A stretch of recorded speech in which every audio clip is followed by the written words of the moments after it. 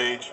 Both Joe Comartin, MP for Windsor, Tecumseh, and Brian Moss, MP, Windsor West. The reason that I get confused is Joe keeps changing his writing. It's mostly because he's senile and he can't remember things. As opposed to the other gentleman who was standing behind me who maintained all their mental faculties. And let me say to them, I've been meeting with some of the retirees as we're planning a campaign in conjunction with the rest of the labor movement around pension benefits and rights for this country and the reform that's badly needed. And part of the group that's standing behind me are very supportive of that. You know, it's much like the respect we pay to our veterans. They contributed dramatically during the wars and during peace. People who are standing behind me and those of you who are out there who are retirees have done the same thing.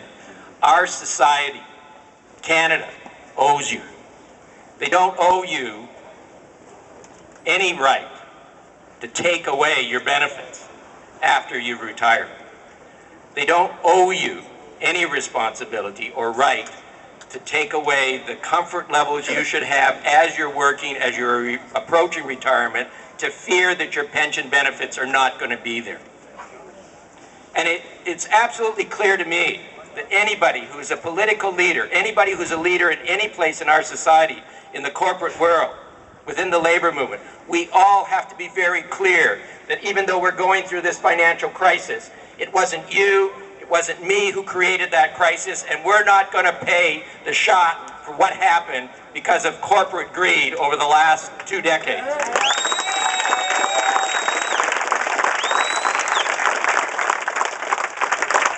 I'm a student of history, and I can't believe some of the stuff that's coming out from our editorial writers and from our political leaders, particularly on the right, that in effect is saying that we can take advantage of this financial crisis to destroy the rights that these men behind me, just checking to see there are no women behind me, but that we have fought for, they fought for, they went on strike for, and they built a much better Canada as a result of that. But I'm listening to political leaders, I'm listening to editorial writers, I'm listening to business leaders trying to justify that because of the financial crisis, we can roll back the clock, we can take away the rights. It is shameful. It's absolutely shameful. I want to say to you, and I'm not being partisan here, there are political leaders in this country who are standing up now and saying we're not going to do that. They're not in the majority. And over the next few elections, both provincially and federally, we've got to make sure they do get into the majority, so that people, when they run, will say we're not going to build a Canada on the backs of the workers to exploit them. And you have to hear words like that, because it is about exploitation. I've been told I only have a couple of minutes. I've already used it. Let me just pledge to you very clearly that my party, myself, Brian, all of my colleagues in the House are continuing to battle. We've made pension the issue, along with EI, that has to be addressed. Should have been addressed before we broke yesterday.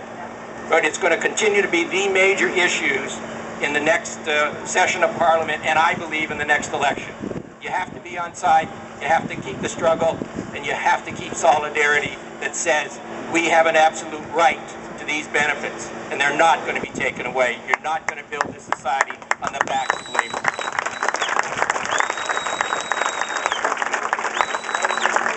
Thanks for coming out today, and I'd like to thank the caravan for coming to our region.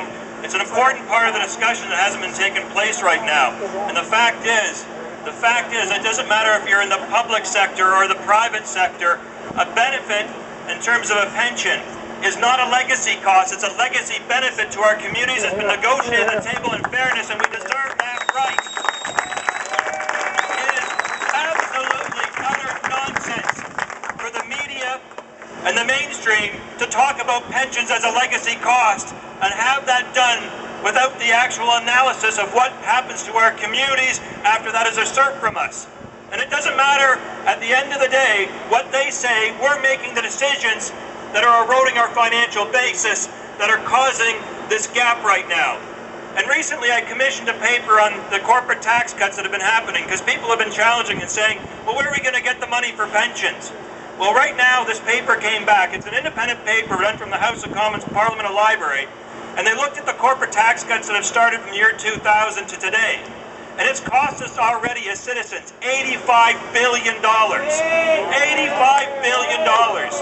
And I did a press conference in Ottawa, and nobody wanted to report on it at that time. And I'll be pushing this across the country, because the next chapter that hasn't been talked about is currently, right now, we are borrowing money for continued corporate tax cuts to the year 2012 to lower it down to 15%. You know what it's going to cost us? $86 billion. $171 billion for corporate tax cuts that have gone to corporations that didn't deserve them, didn't need them, and we've lost that equity to our community that could have been invested here. And I say, when people wake up to this, that we're actually borrowing money right now from our children to pay for this, for the oil and gas, the banks, and all those, the insurance companies that have benefited off of us with unfair business practices, people are going to wake up and push back. They're going to push back and realize we're not going to continue to put our children's money at risk and take away our own rights, the benefits we've negotiated fairly, to pay for their greed. We're going to take that back. And we can take a look at what we can do. This actual week in the House of Commons, finally, after weeks of pestering the Liberals and Conservatives on the Canada Pension Board greed, they lost $24 billion of your money this last year. And you know what they did? They gave themselves $7 million in bonuses. A shame. Shame! And it finally Take it back! DP motion to get that reversed. But you know what? It shouldn't have taken actually a motion in the House of Commons. And now Mr. Harper, who once said motions were actually things that should be respected and they're actually a conscience, that you should actually pass them. Harper now has to get that money back and put it back in the CPP. Your money. It's not the greed of those corporate guys right now. It's your money. You deserve it. If you lost that kind of money, you'd never get a bonus. I want to conclude by noting what Ken did with regards to the attack on pensions coming up. We know this is coming forward, and I can tell you one thing for sure. You can count us as New Democrats from coast to coast to coast, and we're growing, because we just took Nova Scotia with Darrell Dexter. Absolutely. We're going to fight this agenda every single step on the way, and if they want to go over this, they're going to have to run us over, back up, hit us again, and go over us again, because we're not going to give up every single way. We're going to make sure we turn this country right side up again.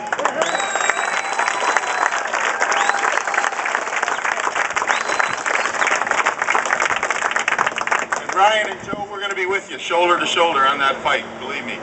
I want to now bring up the President of the Ontario Federation of Labour. And let me tell you, this whole Drive to Work campaign started in the Deep North. And every time, in talking to Wayne in the last day and a half on what he's experienced, it's absolutely tragic. And what we're experiencing here in Windsor and Essex County, he can talk to you about the same type of stories that he's hearing day in and day out. And one thing that this Drive to Work has done, and this through the media, to those corporate and governments out there that don't want to pay attention to the labor movement. What is happening here is that we're solidifying the labor movement like never before. So if anyone thinks that there's divisions within the labor movement, take a look at the flags that are out here today. This is not a question of absolute people not caring about their community. And the labor movement doesn't care about the community, and they only care about their own individual unions. Let me tell you, you got teachers' federations, you got Ontario OPSU members, you got CUPE, you got CAW, and you got other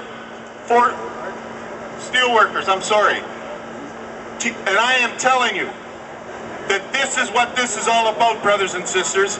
And this fight on pensions is not just a union issue. It's an issue for all people that are deserving to have a pension and have dignity in retirement. That's what this fight is all about. So without further hesitation, it gives me a great deal of pleasure to welcome back to the city of Windsor the President of the Ontario Federation of Labour, Wayne Samuelson.